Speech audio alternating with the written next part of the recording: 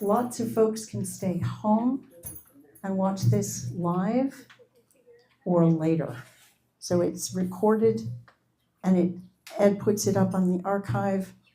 And the name of the archive right now is CVRA Village College. You type that in, click on live, and it's all there. Under YouTube? What? Is it under YouTube? YouTube, sorry, yeah, this is a readily accessible thing. YouTube, CVRA, as in Cathedral Village Residents Association, space, Village College. CVRA, Cathedral Village Residents Association, CVRA. And I'm putting that out on the forum. I did, and I used Boomerang to set it up every day for the next 3 days. Is that gonna work, or is it gonna like Boomerang? I don't know, we'll see, it's new technology. Okay. I ordered 50 copies of this. Everybody should have one. And apologies to the folks who are, Ed, am I in the right place? Speaking of apologies, okay. Apologies to the folks who are watching this recording. I don't know how to do that for you. There are postcards from these people, which I'm going to leave out on the front desk as well, you know, where they have the post forms and stuff, where you can order it. They didn't charge me even for the shipping of 50 copies. They send this out without any charge. So you will not be surprised to learn that there's an envelope there. If you can afford to divert some of the funds that you're sending to the ACLU to Compassion and Choices, I think they're really worth supporting. They're doing fantastic work. One of the things that they work on their website, they have done a lot of work for the LBGTQ. I don't have that quite right. But it's the SAGE program for folks who are gay. Now, this is not such a problem now that you're allowed to marry. But still, there can be problems with family issues. There can be all sorts of stuff. And so they've actually created a whole section of their website for LGBTQ. The other thing that they've done is for what I've learned to call fat people. This is the term that they prefer us to use, because it's sort of like being queer is now okay. Being fat is now okay. And they have a whole section with a fat doula talking about the issues that fat people face as they come toward their end of life issues. So these are heroic people. And the other thing that they're doing is trying to create legislation for medical aid in dying. Now, this is not entirely controversial topic. Does anybody have negative associations with medical aid in dying? Okay, not many, but some. You know, we're not Canada. There was a really interesting article about Canada where it seems to be much less closely monitored. In the United States, you cannot get medical aid in dying unless you are within 6 months of death and cognitively competent. Yeah? That means if you have dementia, you're not eligible. Also, people with, Rob, what's the name for Lou Gehrig's disease? ALS, thank you. If you have ALS, probably not within 6 months of dying, but you've got a long, terrible road ahead of you. So there are people who are in favor of medical aid in dying that would like to see some of those restrictions loosened. an article like the one we saw about Canada reveals the other side of that coin. It's tough. This stuff is really difficult. Yeah, my mom had a hard time on it. Yeah. So that's the other reason these people are heroes. They do legislation and they just got it through in Delaware. So I think it's now 11 states rather than 12. Okay. I want to say something about what I'm doing here and why I've changed this slightly from last year. I can see some familiar faces. You guys have done this before. There are a couple of people that I have seen who were here last year said, oh, I'm going to get around to that advance directive this year. And I thought, why didn't they do it last year? They're getting older every day. And so then I got to thinking about this in terms of when Katie Commons and her young associate came in to talk about legal issues. It was all done in an hour and maybe 10 minutes. We all took notes. And none of us went home and did anything, I think. You did. I saw Katie Commons. You saw Katie Commons. Well, there you go. But I think part of the problem is that we get too much information. What? We went to her too. Oh, see? Oh, that's fantastic. I went to Mary Beth. Okay. Let's do a poll. How many of you who came away from the Katie Commons presentation and did something? That's fantastic. Okay. All right, that's great. But it's not all of you.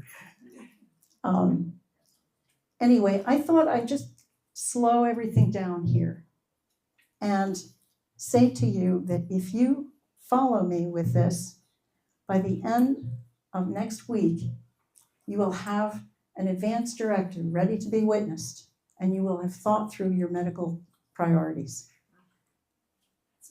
That's a big promise from me. Susan, Eva. my, Okay, wait. Okay, I need to enlist some able-bodied person to do the mics. And it's really important to do the mics because we're recording this and I need to be able to have folks hear it. Eva. I visited my primary physician a few months ago. And the thing she asked me about is, do you have what did you just say? An advance directive. Advance directive. And I looked at her totally baffled. And then I realized what she meant was what used to be called living will. Yes, it's And okay. In my brain, having an old brain, it was imprinted as living will, and this word's advance directive didn't connect. So I just wanted to mention that maybe others have the same problem. Thank you, Eva, for speaking up on that. That's fantastic. How many of you have what used to be called a living will and is now called an advance directive? It's been witnessed by 2 witnesses. Okay, let me ask you another question. How many of you have your living will, what's now called an advance directive, up on either your refrigerator or the back of your door? Where's your advance directive? Who knows? Where is it? they keep a record of it. If you ask them to, No, I mean, when we came in, they wanted to see it. that's fantastic. They didn't do that when I moved in. So, I'm sorry, let's repeat the question. Some of the newer residents, can you tell me, are they requiring you to provide them with a living will or an advance directive when you move in? Yes. Yes, that's fantastic. How many of you have given your advance directive to your doctor? All right, you guys are doing great. You guys are doing great. So I have a question. My question is, everything that I have, my advance directives, my living will, my power of attorney, was all done in Florida. Am I gonna have to redo that for Pennsylvania? Under federal law, any document that is valid in another state has to be recognized as valid. That said, you still should have it reviewed by a Pennsylvania attorney. It's better, but in the meantime, at least for now, it is definitely valid. Okay, thank you. Thank you. Maybe get it re-witnessed. If your advance directive is from another state, maybe you should have it signed by a couple of Pennsylvania witnesses. No? No. All right. The resident attorney says no, don't need to do that. Okay. Are you saying that local service providers will recognize those documents that were generated in another state? Is that a reasonable expectation of those health service providers? Yes, the document I'm least worried about being recognized by everyone is the living will, which I still call it a living will, or advance directive. The documents that I think you need to be more careful about, making sure they're redone, are the power of attorney and your testamentary document, your will. Okay. So we're going to slow down now and move back. I'm going to show you a brief film. Was there a question? Okay. I'm going to show you a brief film by Atul Gawande, who really got this whole thing started, 15 years ago? 10? It's a long time ago. Because what he said is, maybe it's not about dying so much as living. What's important to you? And, think about what your living will says in terms of your priorities. Okay. What? Yeah. I'm just going to keep my eye on Ed, make sure this was a problem yesterday. Can we have some of the overhead Yeah. lighting? Yeah, Ed? You can tell Oh, about that. no. For just about everything Barbara, health could you related, turn even off- shedding some pounds. Yes. You can teledoc that. Get started today at teledochealth.com. Build a website you love with Wix. For your words, Broadcast of Late Life Atul Gawande is made possible by Alina Health Life Course Project, the Minnesota Network of Hospice and Palliative Care, and Twin Cities PBS.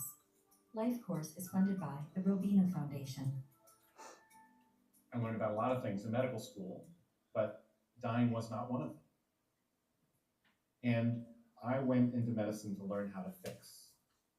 I still did not, after more than a decade in practice, feel competent in knowing what to do when I couldn't fix. And I would find myself doing surgery in situations that I knew had very little, if any, chance, and most likely was going to make people worse. And didn't you say that to the patient or their family? Or how did you? I didn't know how quite. If you say, well, you have a 100% chance of dying. And maybe you have a 98% chance of dying if we try something. And so isn't it worth that 1 or 2% chance? Do you want it or do you not? And inevitably people say, well, yeah, I'd want it. Even though I might then say, well, there's a big chance that something goes wrong and that things could be worse. I misunderstood my job. And that's the way in which I felt we were failing, was I didn't know what my job really was. What was the epiphany? Was there a moment where that became very clear to you? It wasn't an epiphany. In fact, the process of writing about it was, I often write about the problems that I'm most confused about.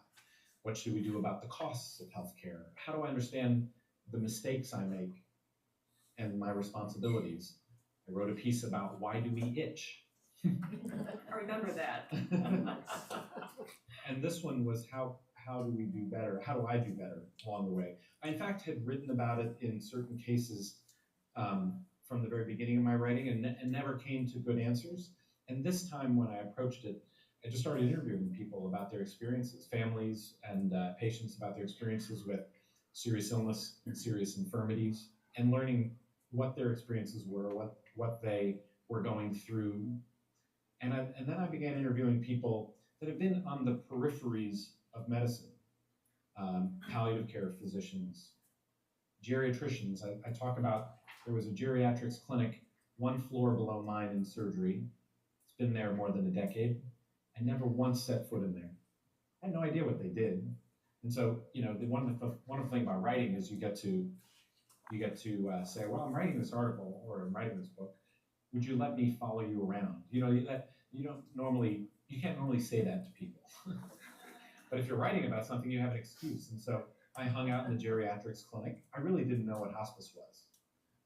To me, hospice was a black hooded nurse with an IV morphine drip coming to send you to the great beyond.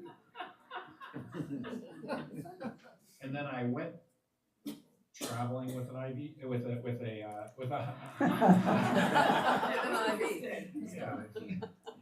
with the hospice nurse to visit people, and it was an amazing experience. I remember we visited Lee Cox, who had congestive heart failure. She had, oxygen tubing that she trailed, 50-foot long oxygen tubing so she could go all the way around her house. 72 years old, congestive heart failure, been in and out of the hospital, and she was very upset and sad when her doctor suggested hospice because she felt he was just saying, this is the end, this is all you get. And they thought she had weeks to live, and at best. The hospitalizations were just increasing, getting worse. And that day we went in, and the nurse, her name was Sarah, came in and said, "Hi, Lee, how are you doing?" And she said, "Not good." So what's the matter? She said, she's having trouble breathing. She couldn't go 5 feet without having real shortness of breath. And then suddenly Sarah went to work, and she was listening to her lungs, figuring out what's going on. She went and inspected the oxygen delivery system. That was okay. She figured out the nebulizer was broken and not delivering properly, and that she hadn't been taking her medicines, and then maybe some medicines needed to be changed to help with her breathing. And she started getting this flurry of activity. And when we're all done and we got outside afterwards, I said, "I thought your job was to let nature take its course. I thought that's what you did." She said, "No." She said, "Medicine sacrifices your time now for the sake of time later. But I think my job is to give you your best possible day now. We're both using the medical capabilities, but it's for different purposes." And that was when I finally understood what she was doing and what you all are doing in hospice and palliative care. You're just trying to give people their best possible day now, no matter what happens tomorrow. And the amazing thing is then I went to the data and looked it up. And it's almost Zen. By not worrying about what comes in the future, people did not live shorter on. Oh dear. Well, I'm going to, I've just aborted the thing. I'm not going to start over. It's too hard to find the place. Could you finish the thought? The thought is that what happens when you elect. With the light on? Yes, please. Thank you. What happens when you decide to stop treatment or change the treatment and go into hospice, which requires that you be within 6 months of death and that you stop aggressive treatments so that what you are receiving is called comfort care. That might be the oxygen, might be a sedative drip, it's a variety of things. The amazing thing and the Zen thing that he's talking about is that the people who do that live longer and sometimes a lot longer than the people getting the treatment. It really is an incredible thing. And so that's part of what I'm hoping that we can sort of almost incorporate, embody, take into ourselves to really understand. So my father was under hospice care, and they thought he would pass in 3 days. He kept on, and it went on for 4.5 years before he finally went. So they had to keep recertifying him that, yes, he's dying. And no, he didn't. But Well, my example was Jimmy Carter was on hospice for 2 years, but that takes the cake. You guys must have been exhausted. Yes. So what I'd like to do now is have you turn to the section of the end of life. I think it's on page 21.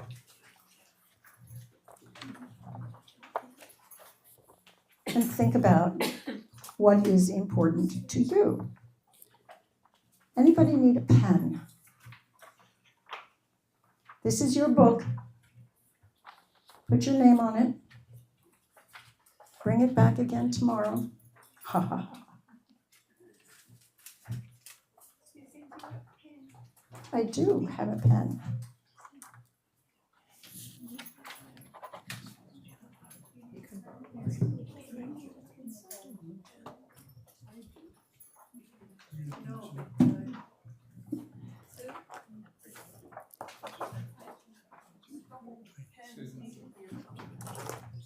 All right, well, I've been doing services, making sure the pens work, but I'm gonna stop doing that now. Yeah. Who needs a pen? Could you pass one back? And there's one for Millie.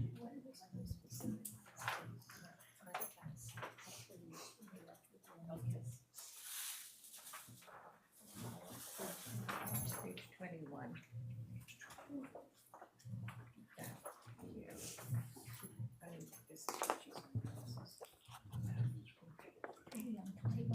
Page 21. The values worksheet. This is what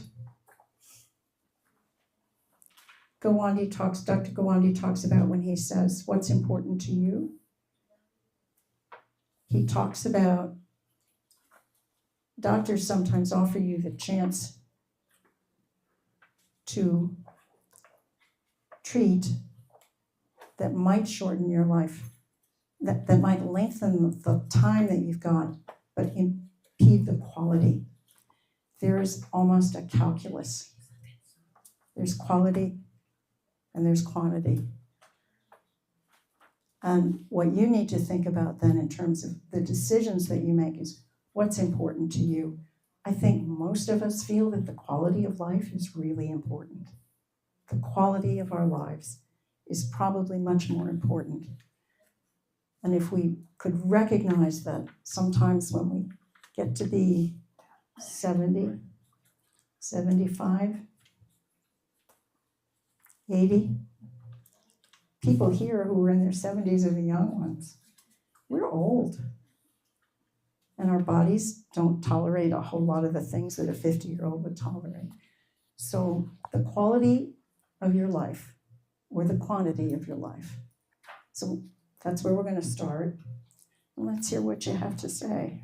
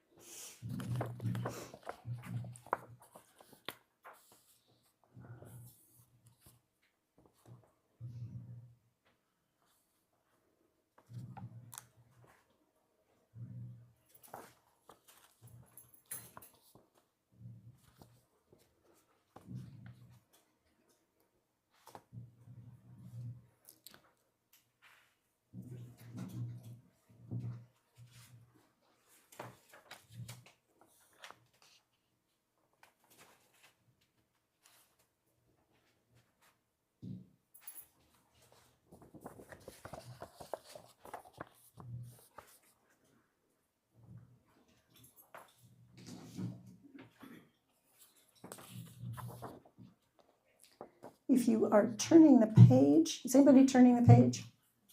Okay, I think let's skip 2 and 3, and we'll talk about that stuff tomorrow. But maybe 4 and 5 are sort of important. What limitations to your physical or mental health would affect the healthcare decisions you'd make? And 5, would you want to be placed in a nursing home or care facility indefinitely if your condition warranted? Oh boy.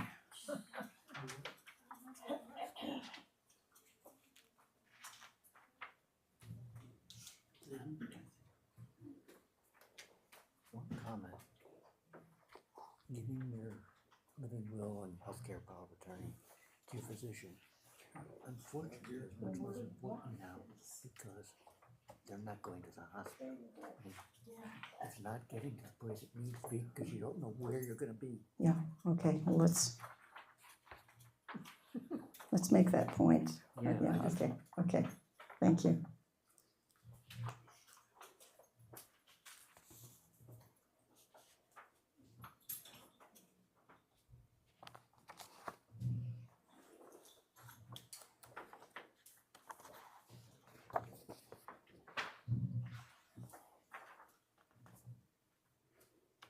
Shall we stop at the bottom of page 22 and have a conversation?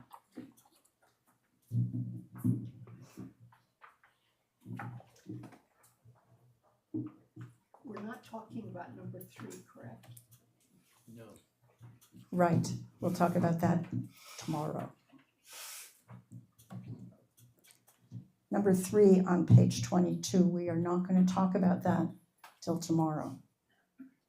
Today, we're talking about what's important to you, quality or quantity, which is fairly straightforward.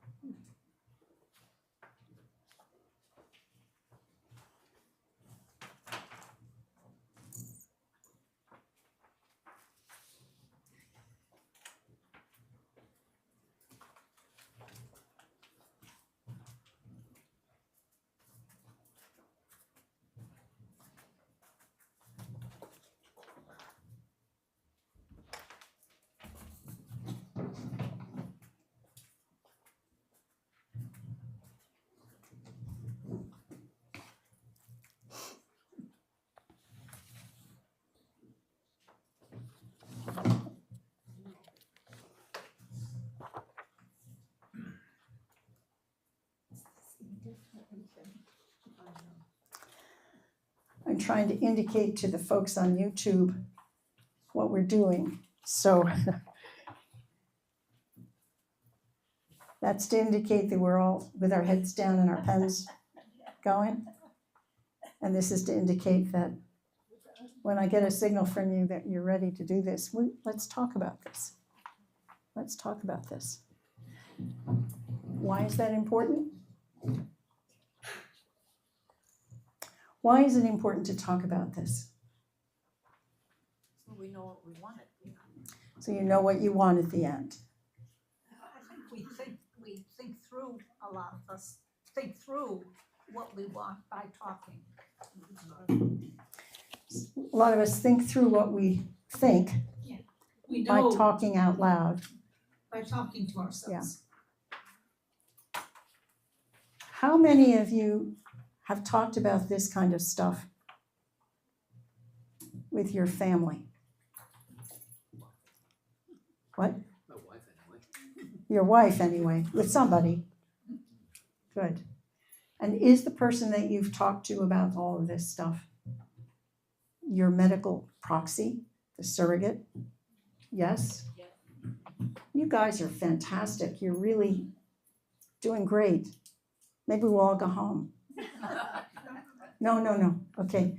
So it is important to be able to talk about this. Charlie? I just want to say one thing, that there's a difference between sitting down with your wife or other family members and saying, I got this form here I got to fill out, and I got to make these choices, and there's 5 items here, and I'm going to mark it here and here and here and here and here, and here's a copy. and the discussion's over, compared to having sort of a heart-to-heart conversation about what it all means. I mean, I've been able to have type 1 conversations, but not so much the deeper heart-to-heart ones. I think that's true. When I was living in Providence before we came down here, I ran a little program like this. And there was a 92-year-old woman who had come to the class, the sessions, and she went home and decided to talk to her daughter, who was then what, 60, 65? Which some of you are in your 90s. How old are your kids? 59. Okay, so a 60-year-old daughter who said, "Oh, Mom, you're not going to die." They want to take care of us. They don't want us to die. And so this is a really tough topic. And I think Charlie's right. You have to sort of say, we really need to talk about this. Because now I've got a cardiac condition. I've got diabetes. And now that I'm in my 80s, 90s, the treatment is not going to go so well. Susan, is there a mic back there? Can we just pass it back, Toma? And then you had it. I'm sorry. Yesterday, I heard of the death of a friend who was I am talking into the mic. Just point it up a little bit, like it's an ice cream cone you're going to eat. There you go. Hello? That's better. Yeah. I heard of the death of a friend of mine, and the friend was a mutual friend of my brother's. It occasioned a conversation with my brother in which I learned about his desires for end-of-life treatment and specifically family celebration that I had no idea of. So I just want to mention that the occasion of someone else's death can help you talk about it. That's a great conversation starter, actually. Yeah. So-and-so died. God, I've known that person for my whole life, 50 years. And you know what? There was just no talk about what he wanted to happen afterward. Or whatever that conversation is. Yeah. Toma, you wanted to say something and the mic disappeared at the back.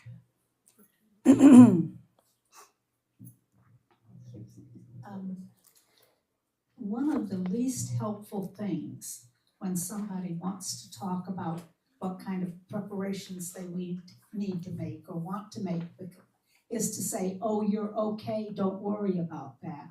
That is so unhelpful, because when somebody wants to have a discussion or wants to have their wishes known, so often the response of the family is, "Oh, you're okay, don't worry about that, you've got years to go." Right, and that's like the daughter saying, "Oh, Mom, you're not going to die." Exactly. That's exactly right. How do you push through to the rest of that conversation then?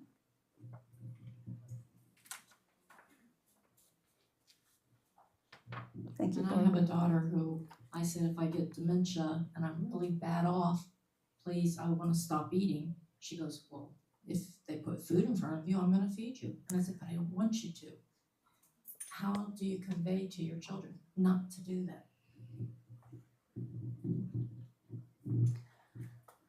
How do you convey to your children how important it is to you?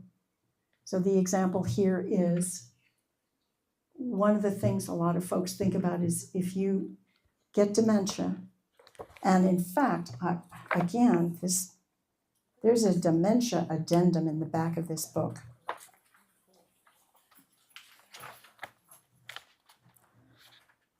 There used to be, at least in the issue I had. 28. Thank you. They put out a new publication, a new edition, just to make it hard for me to have the right page. There's a Dementia Advance Directive. Page 28. 28. I, cat growl, am completing this document because I want my surrogate decision maker, physicians and healthcare team, family, caregivers, and loved ones to know my wishes regarding the type of care I want if I am living with dementia. Now, that doesn't solve it, but it puts it in writing. And it really is pretty impressive. May I add something that was said last year on this very topic by Sarah West, who talked about choosing the child she felt would be most able to honor such wishes as this. In other words, maybe it's an issue of who you choose to be your healthcare power of attorney, or whatever the term we use. And that might be part of the conversation you would have with that individual as well as the other possible representatives. So one thing, the one piece of advice I think that we're hearing is, don't let that kid be your surrogate. Dan, is it possible to say, I don't want so-and-so to make medical decisions for me? This might be not just about a daughter, but in certain families where there's a lot of conflict, where some kid insists, some kid with unresolved conflicts insists it's not okay for mom to die. And, and then there's the whole conveyor belt to the ICU. Well, that kid says, I don't want my mother to die. I mean, you can always say who your decision maker is, and obviously you would leave that person out. But you can't specify. Oh, you can specify. I think the question becomes, if doctors are making the decision and they see conflict in the family, will they honor the healthcare power of attorney, or will they be afraid that they're going to be sued by the child who's fighting it? And I don't know how you fight that.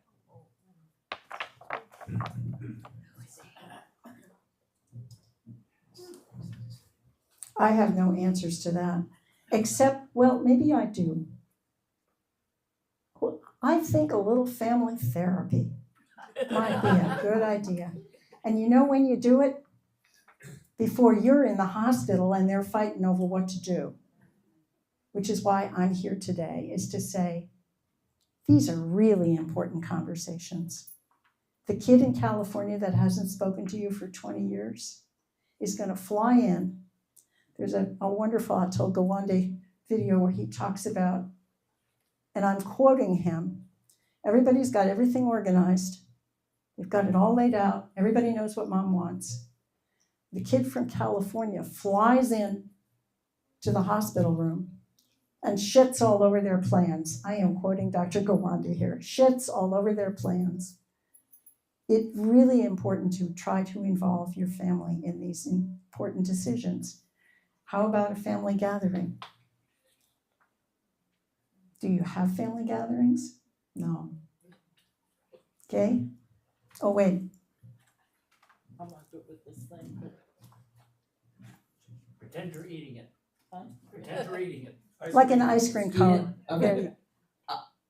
That all sounds good. My parents were very clear. They had family get-togethers. They did everything. My mother was my father's surrogate proxy. Or proxy. And she couldn't, he was 89, he had an aneurysm, they wanted to do surgery. She felt so guilty not letting that surgery happen. He should never have had that surgery. But we couldn't convince her that that was his wishes, even though it was clear for years. I mean, 20 years they had it in place. But there's a certain guilt.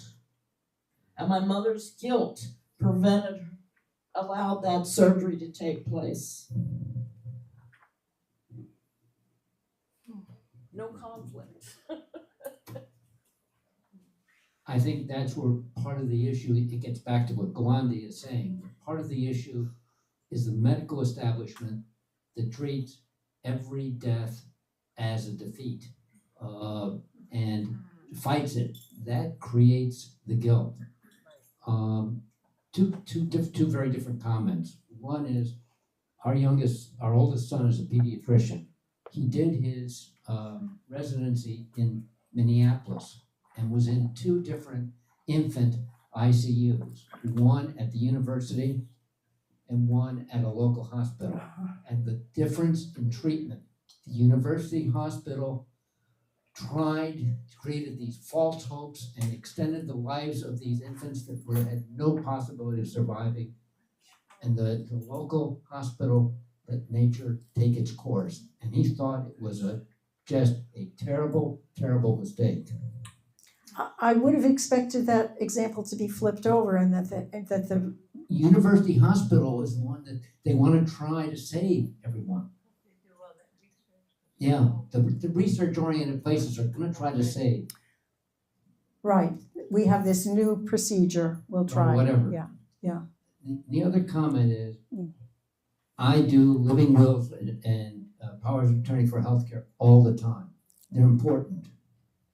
But I think as important, if not more important, is what Susan is talking about now, which is talking to your family and getting them on board. That is crucial. I have to confess, I've done it. Faye and I've talked about it extensively. We really do need to talk to our boys more about it. Same as what's being said here. Why is it so hard for us to talk about this? So there are two really important themes here. One is it's really important to talk about this. The other is how do we stop the medical establishment? Gawande has spent his entire career trying to promote palliative care. Trying to promote palliative care as an alternative to treatment. Keep the patient comfortable. Relieve anxiety. I'm a very anxious person. I'm like wired. So that would be an important thing for them to do for me, is to just keep this person calmer. So we need to kind of think about these two streams here. When a person goes into hospice, is part of their program to talk with the family, with the person at the same time, to discuss these things? Remember that Michael Ivosevich of Emeritus Hospice Team, which when he's not here is palliative care and hospice care, is coming on Thursday. And we have questions for him. And my questions are more about palliative care than they are about hospice care. That seems clear cut. You are within 6 months of dying, my doctor says, and you're refusing treatment. Could you please keep me comfortable? Yes, we'll come take care of you. Palliative care, I'm finding this a mystery. I keep reading, engage palliative care in your treatment plan. Where are they? Who are they? How do we find them? How do we pay them? This is a mystery to me, and I've spent a lot of time with this. I can't nail it down. There was something else. Talking to your kids. Yeah. Why is it so hard? Has anybody had Charlie, you said you've been talking to your kids about this. You have any hints for the rest of us about how to get our kids to not say things like, oh, Mom, you're not going to die, or the variations of that we're hearing? Well, I'm afraid I can't say too much, because what we tended to do it was to say, here's this form, and we fill it out, and here's these choices, and here are the choices that we took. And when we've done that, heads nod. That certainly seems reasonable, but we haven't really gone in what I call the heart-to-heart method. So maybe somebody else in the group here is better informed on that. What we did with our kids is we wrote a thing out ahead of time before we called the whole family, called the whole family together. And we had a copy for each of the kids for them to take home. And we asked each of the kids to sign the copy that they had heard this and that they would go. And they did. It's like, I require you to do this. I require you to say, yes, Mom, you are going to die, and I hope that you will die comfortably, which means, no, we're not going to go into the intensive care. We're not going to do that. We won't let it happen. I talk about this so much, you can imagine. I talk about this so much that when I mention something like this, my son now says, oh, Ma, we know.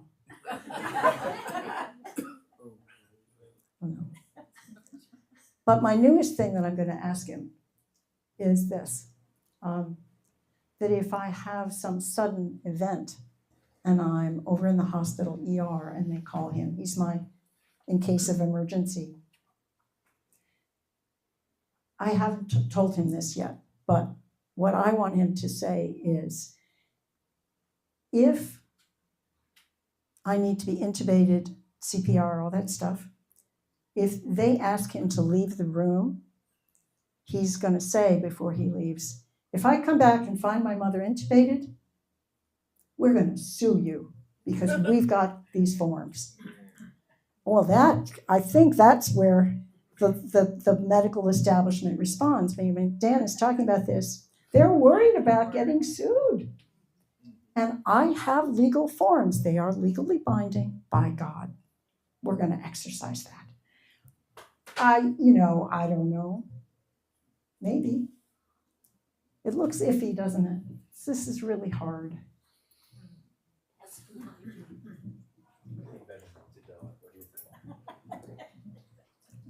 When you begin to talk about the next generation and how they respond, I'm reminded of something which I'm afraid is rather negative, but I think it's worth thinking about. I have seen families, my own included, develop such greed and hostility among the siblings over the estate, the belongings of the person who's died. There is possible, that is, I think this idea of keeping the decision at the parental level and not pushing it down to the sibling level is a good idea, as the lady in the row over there that said she had the children read their desires and then sign it. That the children acknowledge what the parents want, because I think if it becomes a discussion among the children, dynamics emerge that we can hardly imagine. Yes. I don't know that we can solve the conflicts over estate planning, although maybe Dan, no. But next week, Dan is gonna talk about stuff like that, maybe. Well, in my living will. I was just going to say that I think that I hear two types of things here. What do you want to communicate to those people who are close to you? So you discuss things like this one. In fact, that's the device we will use to talk with our healthcare power of attorney. Let's go over this. This will help prompt conversations about particular issues that may come in front of you. But the other issue I heard talked about is, what do you want the world to know? So you have your kids sign this form so the world knows that the kids were told about this. I think that there are sort of two sort of consumers of that information that we're trying to think about simultaneously. I'm coming back into view. Poor Ed, he's trying to track me down. Sue, you said something about, Eva, good, yeah. About, we're going to sue if you intubate the patient. I mean, the son or the daughter is there and they come rushing in to help whatever crisis you're in, you're the patient, and they ask you to leave the room and you say, if you intubate my mother, I'm gonna sue you. Well, here's a little problem about intubation. In the old days, when you had a sheet of paper on your chart when you were admitted that says, I do not want to be resuscitated, the nurses very smartly put a sign up over your bed that says DNR, do not resuscitate. Because if something happens to you and somebody walks in the room and notices that you need help, they call the number. The people who come to intubate you, to resuscitate you, are not sitting at the front desk. They don't know, what is in your chart. Definitely, they're not going to spend time because it's in a hurry. They should get there and intubate you as quickly as possible. So you do get intubated because I don't know when that came up. Some legal situation forbids the nurses to put that sign up on your bed. You can put it up, but the nurses are not allowed to do it.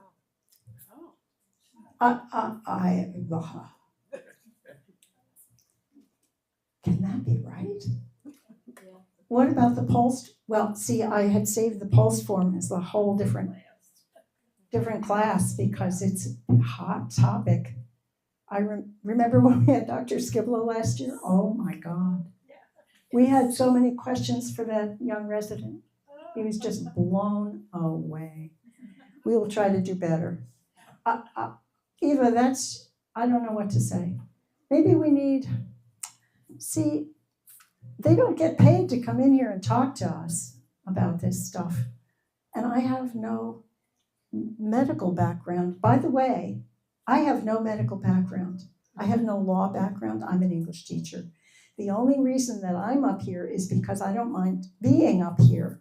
There are a whole lot of people who could probably do this better than me, but they're not comfortable being up here. Can I share? Yes, but sharing requires a mic because we're sharing online, on Tube. Yes, I'd like to share my mother's experience in South Dakota. In South Dakota, you're allowed to wear a bracelet that says, do not resuscitate. And because mother had a tendency to lose it, it actually got welded onto her arm. Well, the thing is, South Dakota recognizes that you could be out, and the big event in South Dakota, the small town, was to take the elderly down to Walmart in Vermillion, South Dakota. So I was in fear that she might have an event when she was at Walmart. And this little bracelet assured the responders that they were not to, as she put it, resuscitate me and break my bones, because she had gone to LPN school after my dad died, and she said we would see crunch, crunch, crunch as they broke bones in order to save somebody. So that bracelet made such a difference. And in fact, when she had an episode, and she was going to be 99. Oh my God. But whatever happened that night, they called me in the morning, and 12 hours later, they had made her comfortable. And I got there from upstate New York to South Dakota. That's pretty impressive, in 12 hours. And I was there to say goodbye.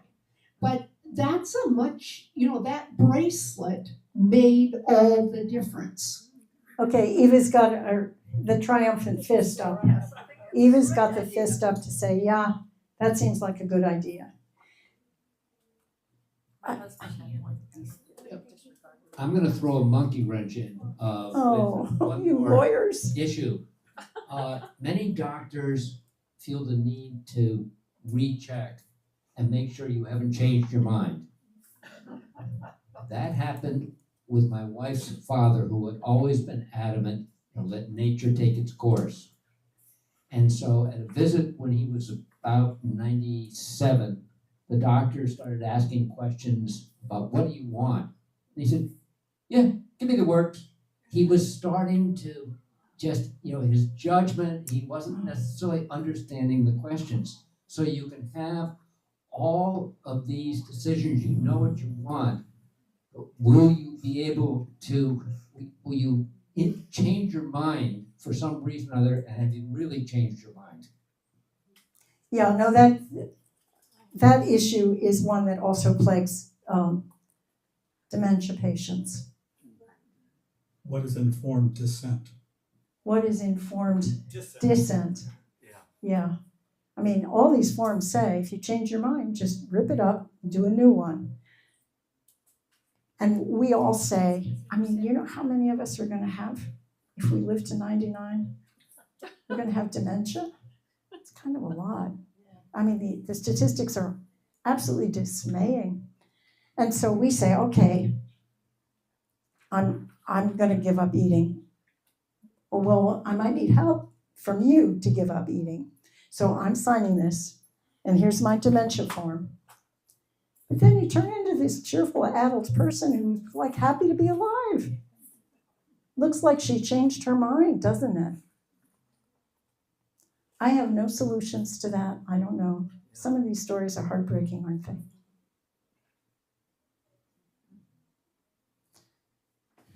Shall we stop?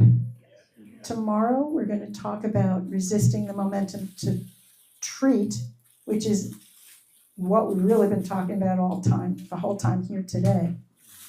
But we'll talk about it again with some specific examples. Okay, thank you for coming. This has been real. Thank you.